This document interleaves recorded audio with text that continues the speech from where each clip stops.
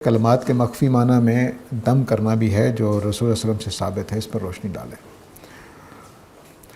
دیکھیے، دم کے بارے میں دو پہلو ہیں جو سامنے رکھنے چاہیے۔ ایک دم کا مطلب یہ ہوتا ہے کہ اس کے کلمات میں کوئی اثر ہے، اور ایک دم کا معنی یہ ہوتا ہے کہ جو کلمات بولے گئے ہیں اس کا ہماری ایمان کی وجہ سے ہماری نفسیات پہ اثر پڑتا ہے۔ تو دم اس معنی میں فائدہ مند ہے۔ میں ایک دفعہ میرا بھائی بیمار ہوا تو اس کو آرام نہیں آ رہا تھا، تو جس ڈاکٹر کے پاس میں جاتا تھا اسی کے پاس اس کو بھیجا۔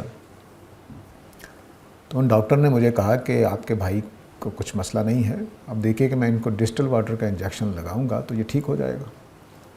تو ڈاکٹر نے میرے بھائی سے کہا کہ میں آپ کو بہت ہائی پوٹینسی کا انجیکشن لگا رہا ہوں، یہ تو ہر طرح کے بخار کو، بیماری کو ختم کر دیتا۔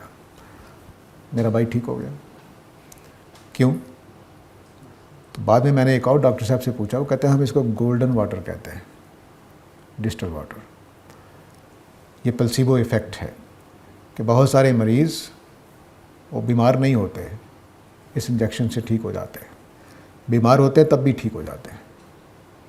یہ باقاعدہ ٹیسٹ کیے گئے ہیں کہ مریضوں کو، ایک ہی مرض کے مریض، ان کو آپ دوائی دیں اور ایک کو سوڈو دوائی دیں، یعنی نقلی دوائی دیں، دونوں کے اوپر برابر اثرات ہوتے ہیں۔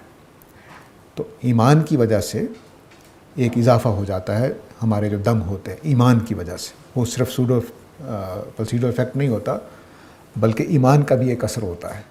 ایمان اور پلسیبو ایفیکٹ مل کر ایک چیز کو ہمارے لیے مؤثر بنا دیتے ہیں۔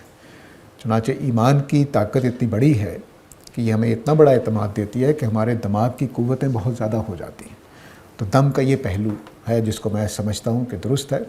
کلمات میں اثر نہیں ہوتا، وہ ہمارا ایمان اور خدا کے ساتھ توکل اور بھروسہ اور پلسیبو ایفیکٹ دونوں مل کر ہمیں تندرست کر دیتے ہیں۔